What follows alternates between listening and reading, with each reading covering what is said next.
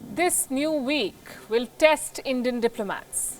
India's foreign policy under the Modi government is facing a major challenge right now. India's new citizenship law and the situation in Kashmir has led to a backlash. Lawmakers in the European Parliament have tabled as many as 6 resolutions on both these issues. They're scathingly critical of India's moves, especially on the Citizenship Amendment Act. These resolutions will be debated on Wednesday.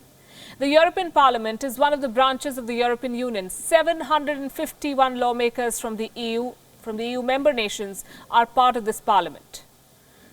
There are 6 groups that are behind these resolutions, and they represent more than 600 lawmakers in the EU. So you can imagine the kind of support that these resolutions have. 600 out of 751 lawmakers backing them. Why should India care about any of this? Because this could define New Delhi's relationship with European powers in the future. What do the 6 resolutions say?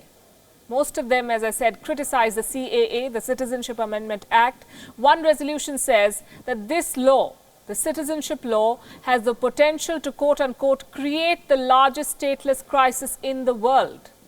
Another says that the new law could have negative consequences, and I'm quoting again, for India's international image and internal stability. Some also name the National Register of Citizens, NRC, slamming the way it has been implemented in Assam. So as I said, 6 resolutions in all, more than 600 lawmakers could end up supporting them. Reports say the 6 parties behind them are working in tandem and they're trying to come up with a compromise text. One coherent text, a single statement or document that can be taken up on Wednesday. Does all of this have any legal ramifications for India? Not really. None of this is legally binding. Such a statement or resolution is not binding on the European Commission either. But it does put some pressure on New Delhi. If this is passed, then the statement will be sent to the Indian government, it will be sent to the Parliament, as well as the chiefs of the European Commission, which is the executive branch of the European Union. These developments have triggered a strong response in New Delhi. Sources within the government say that the CAA is a matter that is entirely internal to India. Rightly said.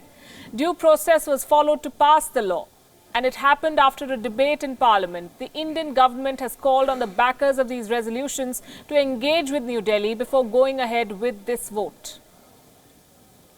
We spoke to the European Union too, and they were quick to distance themselves from these European lawmakers. Here is their statement. Let me quote from it. India is a key partner for the EU to address global challenges and to jointly promote the rules-based multilateral order. The opinions expressed by the European Parliament and its members do not represent the official position of the European Union. And yet the EU can do nothing to stop this. It is under pressure too. On the 15th of March, they are planning a summit with the Indian leadership. Any major opposition from within could throw a spanner in the works.